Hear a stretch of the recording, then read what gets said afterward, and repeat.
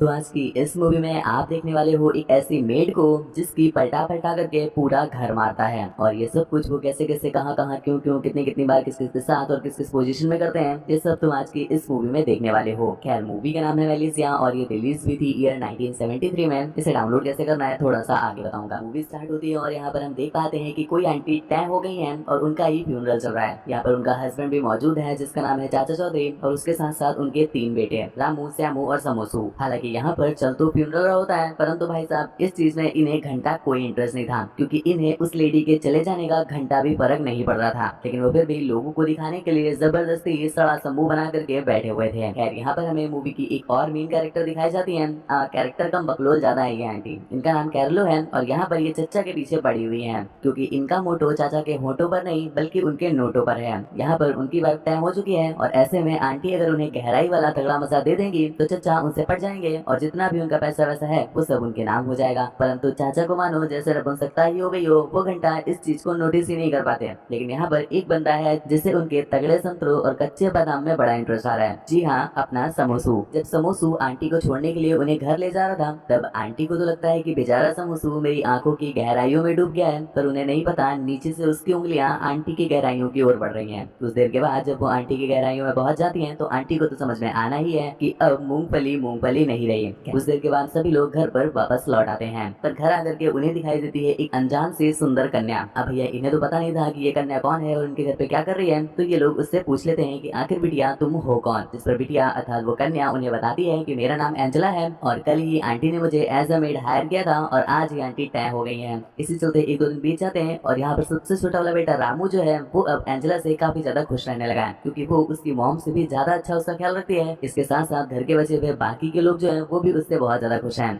उसके ख्याल रखने से नहीं बल्कि कुछ और ही। खैर, कैमरा स्विच होता है वापस एंजेला की तरफ और यहाँ पर एंजेला नोटिस करती है कि उसके कोट में एक फ्लावर रखा हुआ है। अब ये फ्लावर किसने रखा हमें भी नहीं पता। इतने में ही वहाँ पर समोसू लंगड़ाते हुए चले आते हैं। हमें देख करके तो एक पल के लगा कि समोसू की हवस के चक्कर में ही किसी ने उनके फड़वे लगा दिए हैं, पर ऐसा नहीं है गुरु। समोसू अभी नाली से बॉल उठाने वाला क्रिकेट खेल रहे थे ना, तो उसमें गलती से उनके पैर में एक कांच का टुकड़ा लग गया है, जिस वजह से वो लंगड़ाते लंगड़ाते घर पर आए हैं। एंजेला भी उसे ऐसे देख करके तुरंत ही उसका ट्रीटमेंट करने लगती है, पर ये वाला ट्रीटमेंट मुझे भी बड़ा पसंद आया, क्योंकि वो उसके नीचे के सारे कपड़े हटा करके कांच को निकाल रही थी। और यहाँ पर इस ट्रीटमेंट की खुशी हम समोसू के दोनों टांगों के बीच में अच्छे से देख पा रहे हैं। अब भाई साहब औरत का चक्कर हो और लौंडा जा करके अपने बेस्ट फ्रेंड को ना बताए, तो तुरंत ही समोसू जाता है अपने बेस्ट फ्रेंड तूतिया नंदन के पास। अब भाई साहब तूतिया नंदन तो है ही है तूतिया नंदन, और ये बातें सुनता है तो भाई साहब वो भी बहुत ज्यादा खुश हो जाता है और उससे कहता है कि भाई एक बार मुझे भी दिला देना। पर इधर समोसू को खुद नहीं मिल रही, तो ऐसे में वो उसे क्या घंटा दिलाते हैं। इसलिए वो उसे कहता है कि नहीं नहीं बाबू, इतनी जल्दी नहीं मिलती है, उसके लिए तो काफी मेहनत करनी पड़ेगी। यहाँ पर उसका तूतिया फ्रेंड तूतिया नंदन उसे कहता है कि ठीक है भाई, मैं मेहनत करने को तैयार हूँ, इसके बदले मैं तुम्हें एक डील देता हूँ, तुम अपनी मेड की मुझे दिला दो और इसके बदले तुम चाहो तो मेरी स्टेप सिस्टर की ले सकते हो। अब भाई साहब समोसू सोचता है कि डील करने से पहले एक बार प्रोडक्ट तो चेक कर लिया जाए, जहाँ पर तूतिया नंदन उसे रिव्यू कराने ले जाता है। यहाँ पर आए तो वो प्रोडक्ट का रिव्यू करने थे, परंतु भाई साहब जब उन्होंने उसकी अनबॉक्सिंग देखी, मतलब यहाँ पर तूतिया नंदन की जो स्टेप सिस्टर थी ना, वो अपनी कपड़े चेंज कर रही थी और भाई साहब पता नहीं लड़की को क्या सूझा कि कपड़े बदलते बदलते ही वो उंगल प्रक्रिया करने लगती है। दूर खड़ा अपना समोसू भाई साहब प्रोडक्ट का इस तरह से अनबॉक्सिंग देख करके वहीं अपना कच्चा गंदा कर देता है। और उसी रात हम देख पाते हैं एंजेला को, जो कि रात के अंधेरे में समोसू के रूम में जा रही थी।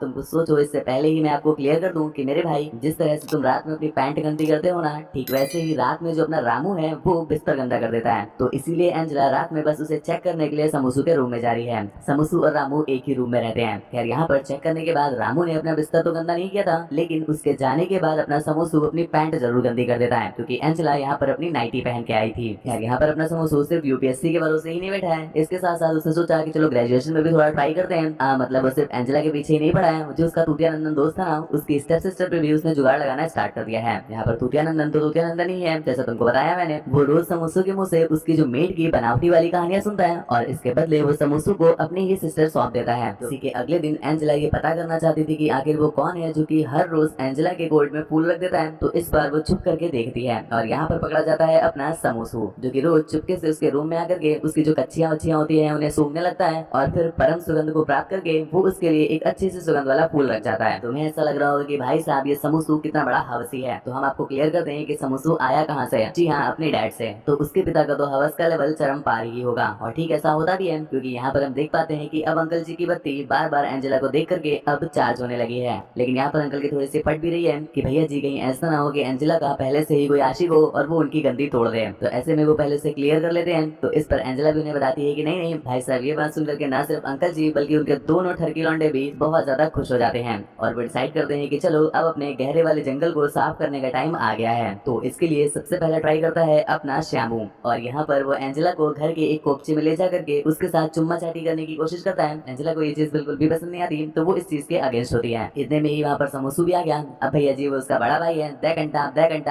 अच्छे से संट कर देता है। उसी रात उसकी नजर पड़ती है एक बार फिर से श्यामू पर, जिसके अंदर की हवस अभी शांत होने का नाम नहीं ले रही है, और वो उसी रात चुपके से एंजेला के रूम में घुस जाता है। यहाँ पर समोसू कुछ कर पाता कि इससे पहले ही उसकी नजर पड़ती है चाचा चौधरी पर। अब भैया जी एक डोनट के पीछे दो केले, ये सोच कर ही यहाँ पर अपने समोसू की पट जाती है। तभी उसे ख्याल आता है कि वो घर का ही एक कांच ईंट मार करके तोड़ देगा तो सभी का टेंशन वहाँ पर चला जाएगा। ठीक ऐसा वो करता भी है और इन दोनों की पट भी जाती है। खैर अगले दिन पुलिस वगैरह आती है और वो अपना छानबीन करती है, पर कहीं से भी उन्हें ऐसा नहीं लगता कि किसी चोर ने आकर के ग्लास तोड़ा होगा। उन्हें लगता है कि शायद कोई ईंट वीट लग गई होगी, इस वजह से ग्लास टूट गया होगा। तो वो लोग केस यहीं पर बंद करने वाले थे, पर इतने में ही चाचा की पट जाती है, क्योंकि उन्हें ख्याल आता है कि ऐसा तो नहीं कि जो वो कांड कल रात को करने जा रहे थे उनकी जो वाइफ है वो टैंग हो चुकी है, उसे पसंद ना हो, तो ऐसे में वो सुधर जाएंगे। ना ना ना ना ना, इस बात की तो तुम उम्मीद ही मत रखना। वो डिसाइड करते हैं कि वो एंजेला के साथ शादी ही कर लेंगे, पर उससे पहले उन्हें एंजेला से ये बात पूछनी तो पड़ेगी ना। और यहाँ पर घर में दो दो लौंडे बैठे हैं, तो वो डिसाइड करते हैं कि पहले इन लौंडों को यहाँ से भगाएंगे, जिसके लिए वो श्यामू को एक काम दे देते हैं और समोसू को अपने पास बुला करके कुछ सामान देते हुए कहते हैं कि ये जाओ जाके कैरोल को दे आओ। यहाँ पर अपने समोसू को चाचा चौधरी का सारा इंटेंशन समझ में तो आ रहा था, पर ऐसे में भैया जी पिताजी ने कहा है अगर वो मना भी करता तो उसकी गंदी तोड़ देते हैं। लेकिन वो अपने उसी हवसी दोस्त के पास जाकर के उससे कहता है कि तुम तुरंत मेरे घर जाओ और वहाँ पर नाक बन करके बैठे रहना तब तक जब तक मैं वापस ना जाऊँ। यहाँ पर कैरोल आंटी को तो तुम जानते ही हो, वो ऑलरेडी उसकी मॉम बनने का सपना मॉम के साथ साथ वो स्टेप मॉम वाला भी सपना देख रही है, और इस चीज में वो कोई कमी भी नहीं छोड़ती गुरु। खैर इतने में ही वहाँ पर उसका वही हवसी दोस्त आ जाता है, जो कि उससे बताता है कि भाई मैं तुम्हारे घर पे नाक बन के ही बैठा था, पर जो तुम्हारे पापा है ना वो नेवला बन गए, और भैया जी हमें ऐसा जुतिया के भगाया है कि हम तुम्हें क्या ही बताएं। ये सुनते ही समोसू की पट के हाथ में आती है, तो वो तुरंत ही भाग करके घर पहुंचता है। परंतु अब क्या फायदा, क्योंकि उसके डैड ने ऑलरेडी एंजेला से बात कर ली थी शादी की, और एंजेला तो घंटा मना नहीं करने वाली थी। बताया ना जो चाचा चौधरी है वो बहुत ज्यादा अमीर है, पर शादी ऐसे तो नहीं हो सकती, पहले चाचा चौधरी को जाकर के अपनी मॉम को मनाना पड़ेगा, जिसके लिए ये लोग सीधा पहुंच जाते हैं चाचा चौधरी की मॉम के पास। परंतु समोसू की दादी जब ये सुनती है कि भैया उसे अपनी मेट से ही शादी करनी है, तो उनका तो दिल एक पल के लिए मुंह में आ जाता है। लेकिन यहाँ पर तुमको बताया ना गुरु, चस्का चस्का बड़ी बुरी चीज है। वो अपनी मॉम की भी बात नहीं मान रहा था, पर उसकी अपनी मॉम से पटती बहुत थी, तो वो उन्हें ज्यादा कुछ कह नहीं पाता, और ये चीज समोसू समझ जाता है। तो वो वहीं पर खड़े खड़े खड़ा करके एक प्लान बना लेता है, और वो सीधा जाता है अपने छोटे भाई रामू के पास, और उससे जाकर के बोलता है कि तुम्हें क्या अपनी मॉम से इतना भी प्यार नहीं रहा है कि अब तुम दूसरी मॉम बना रहे हो। अपनी मॉम जब ये चीज देखेंगी तो उन्हें कितना बुरा लगेगा। भाई साहब रामू ये सारी ज्ञान की बातें सुनने के बाद वो वहीं पर रोने लगता है। जब सब लोग वहाँ पर आते हैं और उससे रोने का रीजन पूछते हैं, तो वो बताता है कि मुझे कोई भी और मॉम नहीं चाहिए, जो मेरी पहले वाली मॉम थी वो ही अच्छी मॉम थी। इस वजह से जो उसकी मॉम थी अर्थात चाचा चौधरी की मॉम, वो और भी ज्यादा भावुक हो जाती है, और अब तो उन्होंने पक्का डिसाइड कर लिया था कि दूसरी शादी नहीं होगी।